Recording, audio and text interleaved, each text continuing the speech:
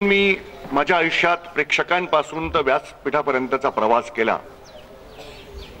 त्या सगळ्या माझ्या आदरणीय गुरुजनांचं प्रतिनिधित्व करणारे या संस्थेचे आणि इथे उपस्थित असलेले प्राध्यापक, शिक्षक, शिक्षिका आणि प्राध्यापिका. माझी पत्नी असली आहे त्यामुळे नाही तर मला सवय आहे नेहमी म्हणायची की आणि माझ्या बांधवांनो आणि सगळ्या सर्व भगिनींनो. ती कधीच येत नाही पण ती म्हणाली की तुम्ही फार भाषणं करता, टेपवर येतं, सोशल मीडियावर इकडे तिकडे, तर मलाही पाहू द्या की तुम्ही किती खरं बोलता. त्यामुळे आज येताना सतत मी टेन्शनमध्ये, तुम्हाला दिसत असेल की मी फार तडतड करतोय. तर ती स्ट्रेस असते. बायको समोर असली की माणसाला खोटं बोलताच येत नाही, हे सगळ्यांना माहिती आहे. आता ती घरी जाऊन मला सगळं सांगणार की तुम्ही काय काय खोटं बोललो. त्यामुळे तिला मी सांगितलं येताना की तिथे तरी उभं राहून सांगू नको की हे तुम्ही खोटं बोलताय. तर मित्र हो, आज या औरंगाबाद शहराचं जे ऐश्वर्य आहे, जी संपदा आहे, जी उद्यमशीलता आहे, जगाच्या उद्यमशीलतेच्या माथ्यावर ज्यांनी आपलं नाव कोरलंय ना, आज DMIC मध्ये 7वं स्थान आपला प्राप्त करून DMIC इथे येते आहे, ते ज्यांच्या मनगटाच्या बळावर आणि ज्या आया बहिणींनी सॅक्रिफाईस त्याग करून हे सगळं उभारलंय, त्या सगळ्या माझ्या या बजाज नगर मधल्या कामगार बंधू आणि भगिनी. तुम्हाला सगळ्यात पहिल्यांदा माझं भाषण हे काही फार मोठं असं भाषण नसतं, छोट्या छोट्या गोष्टी असतात आयुष्यात मी अनुभवल्या, ते सांगत असतो. अमृता आणि माझ्या बायको मुलींना सगळ्यांना माहित असेल की त्यांना माहिती आहे की फार तडतड्या माणूस आहे. तर सरांना वाटलं की मी त्यांनी माझं नाव अनाऊन्स करते, मी तिथून उठलो तर सर म्हणाले की का हसलात. तर मी म्हटलं की काही लोकांना कळालं असेल, म्हणजे दोघा तिघींना त्यांना कळालं असेल की फार तडतड करण्याची सवय. एक छोटीशी तुम्हाला गोष्ट सांगतो, कारण की आपण गोष्टी सगळ्या ऐकलेल्या असतात. गोष्ट सांगताना ज्यांची आजी, मला वाटतं की माझ्या वयाचे बरेच लोक आहेत, आपल्याला आजी होती, आजी गोष्ट सांगायची, आपण हू करायचो, ती म्हणायची की तू हू करशील तोपर्यंत मी गोष्ट सांगते. आता तुम्ही हू इथे काही करणार नाही, तर कमीत कमी टाळ्या तरी जोरदार वाजवत जा जेव्हा जेव्हा तुम्हाला वाटत जाईल. नारदाची एक गोष्ट आहे. नारद फिरत होते, औरंगाबादहून ते आले, तर त्यांनी इंद्राला सांगितलं की सगळं औरंगाबाद मधलं सगळ्यात उत्तम आणि उत्कृष्ट असं स्थान असेल तर ते बजाज नगर. त्यामुळे का?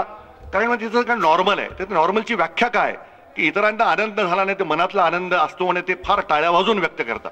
तर ते दाखवून द्या तुम्ही कमीत कमी की इथे खरंच बजाज नगरमध्ये सगळं नॉर्मल आहे. मित्र, काळ बदललाय. पालकत्वाच्या गोष्टी करताना काळ हा प्रचंड बदललाय. त्यामुळं आपण ज्या पद्धतीनं आपल्याला वाढवण्यात आलं, आपल्याला सवय असते घरात सांगण्याची की सगळ्यांना ही सवय असते, म्हणजे सगळ्या पालकांना, आम्हाला सुद्धा, की आम्ही असं केलं, हमने ऐसा किया, हमको तो ऐसा था, हमारे वक्त ऐसा नहीं था, आमच्या वेळी हे नव्हतं. काळ किती बदललाय मी तुम्हाला सांगतो. गेल्या 60 ते म्हणजे या शतकात जे कालानी एक पीटर ड्रकर नावाचा फार मोठा विचारवंत होता, म्हणजे ज्याला मॅनेजमेंट मागच्या शतकातला सगळ्यात मोठा मॅनेजमेंट गुरु म्हणतात, त्या पीटर ड्रकरचं फार सुंदर त्यांनी लिहून ठेवलंय की आता ज्या चेंजेस होत आहेत ते कसं भयानक आहे. म्हणजे हजारो शतकांपर्यंत, म्हणजे हजारो शतकं जे झालं नाही ते मागच्या एका शतकात ती सगळी बदल बघा तुम्ही. सामाजिक, राजकीय, आर्थिक, उद्यमशीलतेतली, सगळ्या वैज्ञानिक, सगळं काही शोध याच एका मागच्या शतकात लागलं. एवढंच काय मी तुम्हाला सांगतो, मागच्या शतकातली गंमत सांगतो की 300 कोटी जगाची लोकसंख्या व्हावी म्हणून जग वाट पाहत होतं हजारो लाखो वर्ष. ती 300 कोटी व्हायला हजारो लाखो वर्ष, हजारो शतकं लागली आणि ते 700 कोटी एकाच शतकात झाले. कुठेच 700 कोटी झाली लोकसंख्या एका शतकात. म्हणजे हे शतक इतकं प्रचंड बदलाचं आहे की तो बदल इतका व्यापक आहे, व्यापून टाकणार आहे. ज्यांनी आम्ही साक्षी आहोत त्या बदलाचे, ज्यांनी तो काळ पाहिला आणि हा काळ पाहिला, ते शॉक मध्ये असतात की काय आहे, काय पाहतोय आपण. म्हणजे 1 रुपयाला मिळालेली गोष्ट ती डायरेक्ट 200 रुपयाला. त्यामुळे प्रत्येक आर्थिक अमक्या प्रत्येक क्षेत्रातला प्रचंड असा बदल आहे. तुम्हाला गंमत सांगतो की त्यावेळी म्हणजे कसा काळ होता की माझी आजी, माझी आई, आत्या वगैरे सगळ्यांना, आमच्या समाजात सुद्धा मुस्लिमांसारखा गोशा असायचा. म्हणजे स्त्रिया घुंगट काढायच्या, असा एवढा मोठा घुंगट काढायचा आणि त्याच्यावरून चादर वगैरे अशी घ्यायची. म्हणजे त्या पदरावरून सुद्धा असं घेऊन मग त्या डमणी वगैरे असायची. बैलगाडी असते ना ती अशी माणसं बसणारी सवारीची जी बैलगाडी, त्याला डमणी म्हणायची. काय म्हणतात मला माहित नाही तिकडे. आणि तिला सुद्धा चादरी असायचं असं इतका गोशा. असा तो काळ मी पाहिलेला माणूस. माझी स्वतःची मुलगी अमेरिकेत गेली. हा कोणी विचारही करू शकत नसतं की एक रात्र आपण कुठे मुलीला पाठवत नाही, पण मी तिला अमेरिकेला पाठवलं. काळाचा महिमा, काळ कुठे बदललाय. म्हणजे हिचं आणि माझं एंगेजमेंट झाली त्यावेळी गोष्ट सांगतो की मी तिला ट्रंक कॉल लावायचं, बुक करायचो.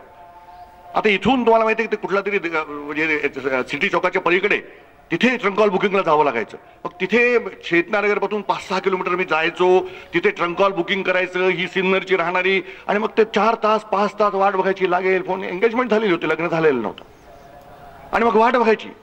मग तो सांगायचा सर नाशिकहून मिळत नाही, संगमनेरहून ट्राय करू का? कर बाबा. संगमनेरहून मिळत नाही, नाशिकहून ट्राय करू का? कर बाबा. लागला की तिकडून थोडासा लागला बोला बोला, आणि मोठ्याने ओरडावं लागायचं, आणि मोठ्याने ओरडून बोलायचं हॅलो हॅलो. तिला हॅलो गेलं की मिळायचं की अनु मैं बात करा. ती म्हणायची खाली ठेवते आई बाजूला. हा काळ होता, आता हा काळ नाही आहे. त्यामुळे मी जर तसं म्हणेल माझ्या मुलींना तर त्यांना हे पचणार नाही. आज तुम्हाला माहिती आहे की आज मोबाईल आहे, आज एंगेजमेंटच्या अगोदरच तिची ओळख त्याच्याशी होऊन जाते. ती त्याच्याशी बोलत असते, तो त्याच्याशी बोलत असतो. त्यांचं सगळं आदान प्रदान एकमेकांच्या स्वभावांबद्दल होत असतं. काळ कसा बदलतोय, पेरेंटिंग मध्ये आपल्याला काय विचार करायला पाहिजे. काळाचा हा बदलता ओघ, हा change of the time span, हा जो प्रचंड आहे, कमी वेळात झालेला बदल आहे, त्यांनी आपण शॉकमध्ये आहोत. आणि त्यामुळे तो शॉक आपल्याला घेता येत नाही, म्हणून सगळी चिडचिड, सगळी कटकट आपण आपल्या मुलांवर काढत असतो. आणि इथूनच सगळे घोटाळे पेरेंटिंगचे चालू होतात. सोप्या छोट्या तुम्हाला गोष्टी मी सांगितल्या की ही फार छोटीची गोष्ट आहे.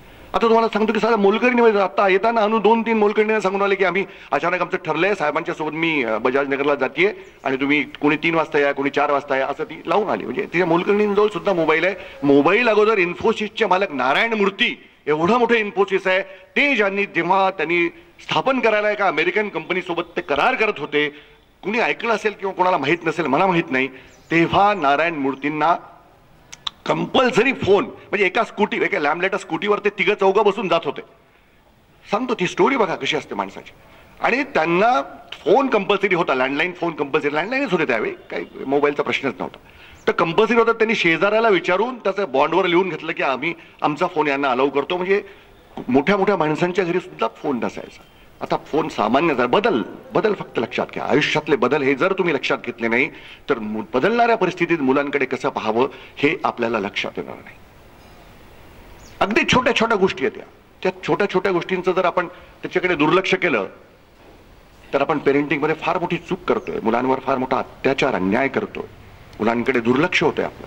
त्यांच्या वाढता भुका आहेत, त्यांच्या मानसिक भुका आहेत. तुम्हाला सांगतो ना मी, हे जेव्हा तुम्हाला गंमत सांगतो की जेव्हा तो 12 ते 13 किंवा ती किंवा तो एका वर्षात त्याच्यात आत आणि बाहेर एवढे बदल होत असतात, बापाला माहित नसतात, हे तो बाहेरच असतो, पण आयांना माहित असतात की किती बदल असतात. मी मुलींच्या बाबतीत तर ती म्हणजे जननी होणार असते. ह्या जगाची निर्मिती जी झालेली आहे, जिच्यापासून झालेली आहे, जे सगळं तिला प्राप्त झालेलं आहे, आयुष्यभर ते कॅरी करायचे, तो सगळा बदल एकाच वर्षात तिच्या आत होतो. त्यांच्या बाह्य आणि आत सगळा बदल होतो. आवाज बदलतो, त्यांच्या चेहऱ्यावर सगळ्या फुटकुळ्या येतात, चेहरा बदलतो, आवाज घोगरा होतो. त्याला मुलगा असला त्याला मिशी यायला लागतं, त्याला आरशात स्वतःचं रूप बरोबर वाटत नाही. तो लहान मुलांमध्ये खेळला तर आपण त्याला आई म्हणते, अरे लहान पोरांसोबत काय खेळतो तू, मोठा झाला ना. आणि मोठ्या माणसांमध्ये बसला तर मोठ्या माणसांचा काय गप्पा ऐकतो रे, बरं वाटतं, लाज वाटते का तुला? त्याला वाटतं की मी काय करू, बरोबर आहे की नाही? टाळ्या वाजवा. मग मी खरं खोटं टाळ्या वाजवा, ती वाजवणार नाही, तिला माहिती सगळ्या गप्पा करतो मी. त्यामुळे आधी तुम्हाला माझी साथ द्यावी लागेल. खरी गोष्ट आहे की नाही? आपण त्याला असं करतो. आपण तिच्याशी, तुम्ही बघा तिच्यातले आतले आणि त्याच्यातले आतले आणि बाहेरचे बदल हे इतके असामान्य असतात की त्याला ते कळत नाही की हे बदल कसे घेऊन. त्यावेळी त्याला सगळ्यात जास्त आवश्यकता आपल्या पेरेंटिंगची आपली असते. सगळ्यात जास्त आवश्यकता आपली असते. वडील हे खूप धकाधकीचं जीवन असल्यामुळे ते देऊ शकत नाही. ते त्यांनी द्यायला पाहिजेत. मी तर तुम्हाला सांगतो की मुलगी असली तर बापाने तिला दिवसातून 2दा तरी हक करायला पाहिजे, जवळ घ्यायला पाहिजे, कितीही मोठी हो. आपण काहीतरी विचित्र, ही भूक असते तिची, हे तिला. मुलगा असला तर आई तसंच घेतच असते. आईचं काही आईला सांगावं लागत नाही, ती सगळं करत असते विचार. पण वडिलांना मी स्पेशली सांगतो की वडिलांनी तिला आपल्या जवळ घेतलंच पाहिजे, तिला हक केलंच पाहिजे दिवसातून 1-2 वेळा. हे तिची असा तिला होणाऱ्या बदलातली ती भूक असते. तिला आवश्यकता असते वडिलांच्या स्पर्शाची, आपल्या प्रेमाची. एक छोटीशी गोष्ट तुम्हाला सांगतो मी की आपण आपल्या धकाधकीच्या जीवनामुळे प्रत्येक जण, तो कामगार असो की मालक असो, तो घरी वेळ देत नाही. त्याला वाटतं की मी टीव्ही आणून टाकला, झालं माझं काम झालं. मी तुला काय पाहिजे अमकं पाहिजे ना ती कटकट करते एवढं जाऊ बा शेजाऱ्याकडे बघा किती मस्त आणला त्यांनी आणि तुम्ही काहीच नाही मग तोंड बंद करण्यासाठी मग त्याच्यापेक्षा मोठा आणतो टाकतो आणि आपलं मस्त आज जाऊन झोपून जातो. पण ती मुलं काय करतात काय बघतात हे ते पाहत नाही. आणि इथे खरी गोष्ट आहे तुम्हाला सांगतो हा संस्कार आता इथून चुकीचे व्हायला सुरुवात होतात. आपण चुकीची समजूत आहे आपली की काहीतरी त्यांना आणून दिलं त्यांना हवं असलेलं की आमकं पाहिजेत ना तिच्याकडे आहे ना त्याच्याकडे आहे ना शेजाऱ्याकडे मग त्याच्यापेक्षा चांगलं तुला आणून देतो म्हणजे माझं काम संपलं असं नाही आहे. त्याला त्याची गरज नाही आहे. तुम्हाला गंमत सांगतो मी त्याची गरज नाही आहे.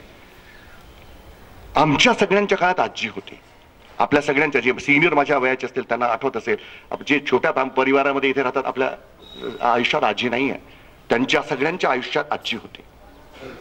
आमच्या आयुष्यात आजी होती त्यामुळे ती जवळ घ्यायची छोट्या छोट्या गोष्टीतून संस्कार घडवायची केसांमध्ये बोट फिरवायची ही माय आहे प्रेम हे सगळं भेटायचं. हे सगळं करायला पाहिजे तुम्हाला. तुम्ही तायांना तुम्हाला सांगतो बापांनी सुद्धा वडिलांनी सुद्धा हे सगळं करायला पाहिजे. हे फार आवश्यक असतं. त्यांना ह्याची भूक असते ही गरज असते ही त्याची इमोशनल थर्स्ट असते ही त्याला तहान असते या सगळ्या गोष्टींची. आजी हे सगळं करायची छोट्या छोट्या गोष्टीतून कहाण्या सांगायची तिच्या डोक्यात त्याच्या केसांमध्ये बोटं फिरवायची अशा मायेनं त्याला सगळं घडवायची. आता ते शक्य नाही आहे. आता आपल्याकडनं ते शक्य होत नाही. आता सगळं काही अगोदर सगळं काही संस्कार हे टीव्ही द्यायचा आता तुमच्या हातातला हा मोबाईल सेट देतो. तो त्याला जे पाहायचं तो पाहून त्याप्रमाणे त्याला त्याचं परसेप्शन आहे. त्याला जसं तुम्ही संस्कार घडवले जसं पाहण्याचं त्या पद्धतीने जो पाहून तो घडत जातो. तुमच्या हातून तो निष्ठू देऊ नका. त्याच्यावर तेवढी माया आणि प्रेम करा असं मला तुम्हाला सांगायचं.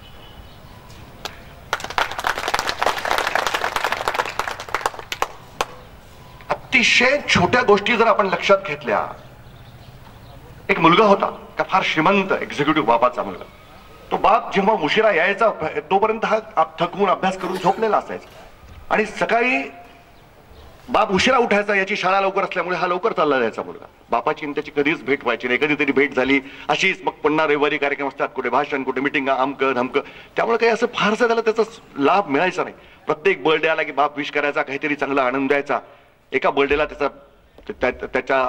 एका बर्थडेला एका बर्थडे त्याचा येत होता. तो विचारत होता की तुला एवढी काय पाहिजेत बाळा. तो हवं ते मिळून दे. मग मोठे चांगले हँडसेट देऊन द्यायचे मोबाईलचे. त्याला टीव्ही असेल तर मोठा असेल तर गाडी घेऊन द्यायची. अशा पद्धतीनं ही अपीजमेंट आहे ज्याला आपण फ्लॅटरिंग म्हणतो. ज्याला आपण चुकीच्या पद्धतीनेच त्याचं संगोपन झालं असं म्हणायला पाहिजे. त्या गोष्टींची त्याला गरज नसते. आपल्याला असं वाटतं की मी